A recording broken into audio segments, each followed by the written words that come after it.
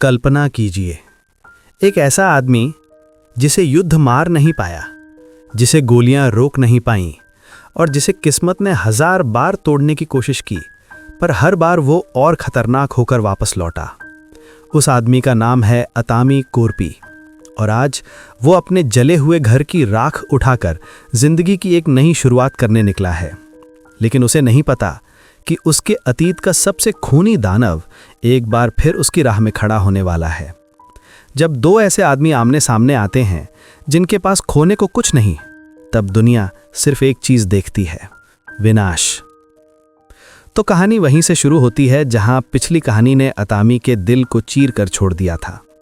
2 साल बीत चुके हैं। साल है 1946। युद्ध खत्म हो चुका है, लेकिन उस युद्ध की राख अभी तक फिनलैंड की ठंडी जमीनों पर जमी हुई है। अतामी, जिसने पिछली फिल्म में जमीन के नीचे गड़ा सोना ढूंढा था और उसे बचाने के लिए सोवियत के कई सिपाहियों को मार गिराया था, अब अपने पुराने घर लौटता है। लेकिन जब वो घर पहुंचता है तो उसकी दुनिया एक बार फिर उजड़ चुकी होती है। उसके परिवार को सोवियत सेना ने मार दिया था। वो छोटा सा घर, जिसकी दीवारों में उसकी पत्नी और बच्चों की हंसी गूंजती थी, अब सिर्फ जली हुई राख रह गई है। अतामी टूट जाता है, लेकिन उसकी आंखों में एक ठंडी दृढ़ता उभरती है। वो अपने परिवार की याद में उसी घर को दोबारा बनाना चाहता है। इसलिए वो घर की हर एक जली लकड़ी पर नंबर लिखता है, उन्हें सावधानी से निकालकर अपने ट्रक में लोड करता है। उसका वफादार कुत्ता उसके साथ है। अतामी इस जगह करेलिया को हमेशा के लिए छोड़ देना चाहता है, क्योंकि अब ये फिनलैंड का हिस्सा नहीं रहा। एक समझौते के तहत फिनलैंड ने ये इलाका शांति के बदले सोवियत को सौंप दिया था। अब अतामी को लगने लगा है कि ये जगह उसके परिवार की कब्रगाह से ज्यादा कुछ नहीं। इसलिए वो अपने घर के हिस्सों को लेकर फिनलैंड की तरफ निकलता है, एक नई जगह पर वही पुराना घर वापस बनाने के इरादे से। कहानी अब कट करती है साइबेरिया की एक ठंडी बर्फीली जेल पर। जेल के अंधेरे कमरे में हमें एक और चेहरा दिखता है, इगोर ड्रगानोव। वही इगोर जिसने युद्ध के दौरान अपने सैनिकों के साथ करेलिया में कत्लेआम किया था और उसी कत्लेआम में उसने अतामी के परिवार को मार दिया था। अब इगोर कैदी बन चुका है। एक जनरल उससे मिलने आता है। वो कहता है, इगोर, तुमने गलत जगह पर गलत आदमी पर हमला किया था। वो कमांडो अतामी, उसने हमारे 300 सैनिक मार दिए। अब तुम वही काम खत्म करोगे जिसे तुमने शुरू किया था। जनरल उसे आज़ादी का लालच देता है। वो कहता है, अतामी को मार दो, जो चाहिए वो मिलेगा और तुम आज़ाद हो जाओगे। इगोर इस प्रस्ताव को स्वीकार कर लेता है। युद्ध की आग अभी उसके भीतर जिंदा है और अतामी को मारकर वो अपनी खोई प्रतिष्ठा वापस पाना चाहता है। उधर अतामी अपने घर के हिस्सों के साथ रास्ते पर है। अचानक सामने 2 सोवियत आर्मी अधिकारी आते हैं। वे उसका ट्रक रोकते हैं और पासपोर्ट मांगते हैं। अतामी पासपोर्ट देता है।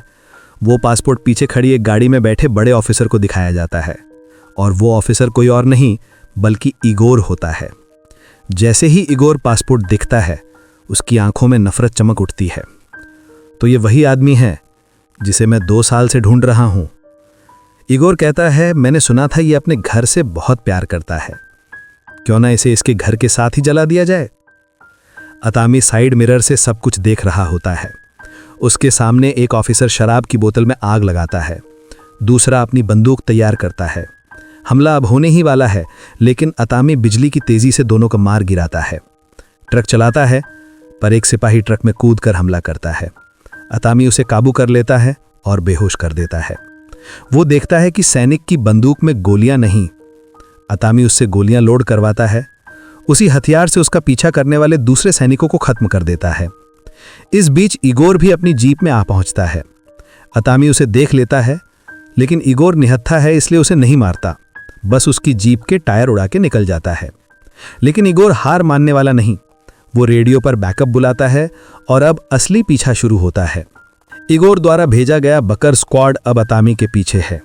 तेज बाइकें, भारी बंदूकें, तेजी से बढ़ते हुए सैनिक सब अतामी पर टूट पड़ते हैं। अतामी गोलियां चलाता है, लेकिन बकर सैनिकों ने भारी बुलेट प्रूफ गियर पहना हुआ है। गोलियां असर नहीं करती। एक गोली अतामी को लग जाती है। ट्रक नियंत्रण खोकर पलट जाता है। एक बकर ट्रक की छत पर चढ़ जाता है, ऊपर से गोलीबारी करता है। अतामी किसी तरह बचकर उसे नीचे गिरा देता है। इगोर की जीप का तेज ब्रेक लगने से उसके अपने सैनिक की मौत हो जाती है और एक एक करके अतामी पूरी यूनिट का सफाया कर देता है। लेकिन इगोर के पास एक और हथकंडा है। वो बकरों को फिर बुलाता है, पीछा जारी है और खतरा बढ़ता जा रहा है। अतामी आगे बढ़ रहा होता है जब अचानक आसमान में फाइटर प्लेन की परछाई दिखती है। अतामी समझ जाता है अब हमला ऊपर से होगा। फाइटर प्लेन गोलियों की बारिश शुरू करता है। अतामी ट्रक को तेजी से भगाता है। उसे एक छोटी सी खोखली जगह दिखती है। वो ट्रक उसी में छुपा देता है। प्लेन्स पूरे इलाके पर बम गिराने वाले हैं। अतामी एक लकड़ी की बड़ी शीट ट्रक पर रखता है। सामने जंगल है। वो ट्रक को झटके से बाहर निकालकर जंगल की ओर घुसता है। जंगल इतना घना है कि प्लेन्स उसे ठीक से देख नहीं पाते, लेकिन तभी एक पायलट उसे ढूंढ लेता है। प्लेन बहुत नीचे आता है और लगातार गोलियां चलाता है। अतामी उसे आने देता है और ठीक उसके नज़दीक आने पर अचानक ब्रेक मार देता है। प्लेन ट्रक से टकराकर क्रैश हो जाता है। पायलट मर जाता है। अब दूसरा प्लेन अतामी को ढूंढने लगता है। उसकी गोलियां खत्म हो जाती हैं तो वो अपने प्लेन को ट्रक में घुसाने की कोशिश करता है, लेकिन अतामी रस्सियां काट देता है। लकड़ियां आगे आकर प्लेन से टकराती हैं और प्लेन नीचे गिरकर फट जाता है। अतामी की सूझबूझ एक बार फिर उसकी जान बचा लेती है, लेकिन खतरा अभी बाकी है। अतामी लकड़ियों को वापस ट्रक में रख रहा होता है जब पायलट नीचे उतरकर हंसता है। यह हंसी सामान्य नहीं। अतामी तुरंत ऊपर देखता है, एक बड़ा बॉम्बिंग प्लेन आ रहा है। समय बहुत कम है। वो जल्दी से लकड़ियां लोड करता है, ट्रक स्टार्ट करता है और तेजी से निकल जाता है। बॉम्बिंग प्लेन बमों की बरसात कर देता है। जमीन हिलती है, ट्रक हवा में उछलता है, विस्फोट हर तरफ। आखिरकार अतामी ट्रक को पानी में कुदवा देता है। सबसे पहले वो अपने कुत्ते को आज़ाद करता है, फिर खुद बाहर कूदता है। ट्रक पानी में डूबता जा रहा है। लकड़ियों को बचाने के लिए अतामी पानी के अंदर जाता है, रस्सियां काटता है। लकड़ियां ऊपर आने लगती हैं, लेकिन अतामी ऑक्सीजन की कमी से बेहोश हो जाता है। लकड़ियां ऊपर आ जाती हैं, डॉग भी ऊपर है। कुछ क्षण बाद पानी के अंदर से अतामी का शरीर ऊपर उभरता है। एक लकड़ी उसे सहारा दे रही होती है। वो बच गया। इसी क्षण कहानी का टोन बदलता है। अब ये सिर्फ पीछा नहीं, एक संघर्ष है। इगोर नाव लेकर वहीं पहुंचता है। सैनिक पानी में ट्रक ढूंढते हैं। उन्हें ट्रक मिलता है, लेकिन ना अतामी की बॉडी, ना लकड़ियां।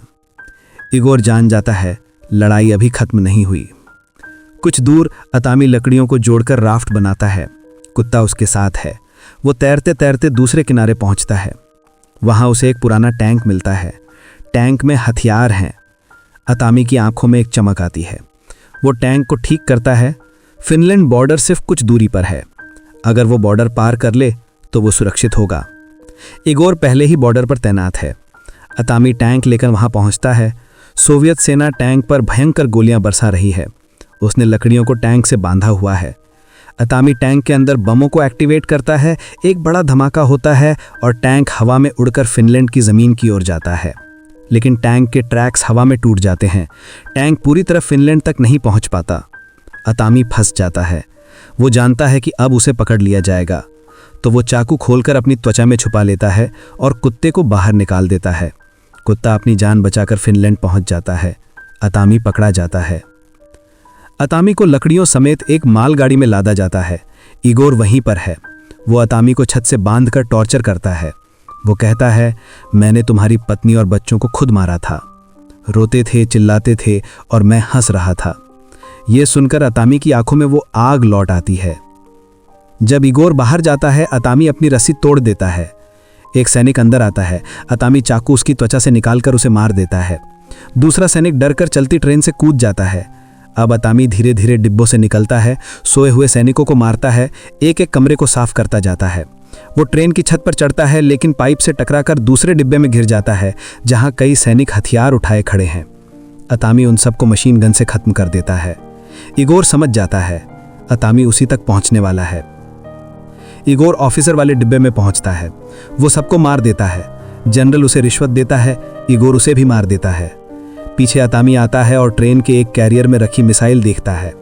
वो मिसाइल को एक्टिवेट कर देता है। मिसाइल आगे बढ़ती है और ट्रेन के अगले हिस्से को खींचकर इगोर वाले डिब्बे तक ले जाती है।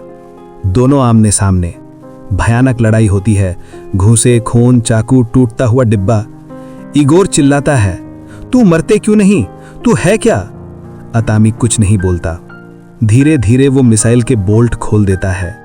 एक पल बाद मिसाइल लॉन्च होती है, सीधे इगोर की ओर जाती है। तेज धमाका, इगोर उसी पल मर जाता है। अतामी बदला पूरा करता है। 2 दिन की यात्रा के बाद अतामी फिनलैंड बॉर्डर पहुंचता है। लकड़ियां अभी भी साथ हैं। फिनलैंड के सैनिक उसका पासपोर्ट देखते हैं और उसे पहचान लेते हैं। वे उसे सल्यूट करते हैं। अतामी घर पहुंचता है। लकड़ियों पर जो नंबर उसने लिखे थे उन्हें देखकर वही पुराना घर वैसा ही दोबारा बनाने लगता है। कुछ स्थानीय लोग आते हैं हथियार के साथ।